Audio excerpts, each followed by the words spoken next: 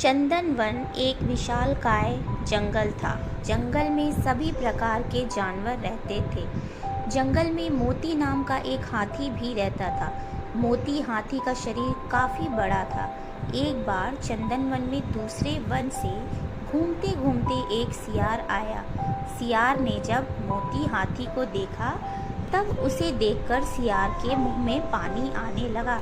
सियार हाथी को खाने के बारे में सोचने लगा और मन ही मन सियार का शिकार करने की योजना बनाने लगा। सियार सोचने लगा कि यह हाथी बहुत बड़ा है, अगर मैं इसका शिकार कर लूं, तब मुझे कई दिनों तक भोजन की तलाश में भटकना नहीं पड़ेगा।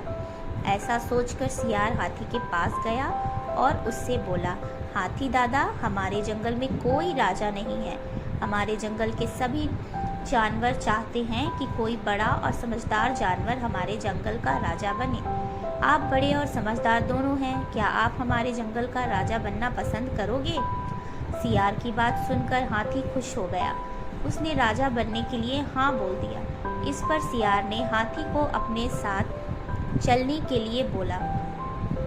हाथी राजा बनने की खुशी में झूमते हुए सियार के साथ जाने के लिए तैयार हो गया।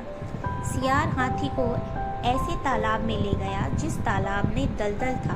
हाथी राजा बनने की खुशी में इतना मस्त था कि वह बिना सोचे तालाब में नहाने उतर गया। जैसे ही हाथी दलदल वाले तालाब में उतरा, हाथी के पैर दलदल में धंसने लगे। उसने सियार से बोला, तुम मुझे कैसे तालाब में ले आए? मेरी मदद करो, मेरे पैर दलदल में धंस गए हैं। हाथी की बात सुनकर सियार जोर जोर से हंसने लगा और हाथी से बोला, मैं तुम्हारा शिकार करना चाहता था, इसीलिए मैंने तुमसे राजा बनने की बात को झूठ बोली। अब तुम दलदल में फंसकर मर जाओगे और मैं तुमको अपना भोजन बनाऊंगा। सियार की बात सुनकर हाथी की आंखों में आंसू आने लगे। उसने बाहर निकलने की बहुत कोशिश की। बहुत बार सियार से बाहर निकालने की विनती की, लेकिन सियार ने उसकी कोई मदद नहीं की और हाथी कुछ देर के प्रयत्न के बाद मर गया। हाथी के मरने के बाद सियार हाथी को खाने के लालच में उसकी पीठ पर चढ़ गया। हाथी को खाने के लालच में सियार यह भूल गया कि वह भी हाथी के साथ दलदल में नीचे जाता जा रहा है और अंत में सियार भी हाथी के साथ धीरे धीरे दलदल में धंसकर मर गया। इस कहानी से हमें यह शिक्षा मिलती है कि जो दूसरों के लिए बुरा करता है उसके साथ भी बुरा होता है। इसलिए हमें जीवन में कभी भी किसी के साथ बुरा नहीं करना चाहिए।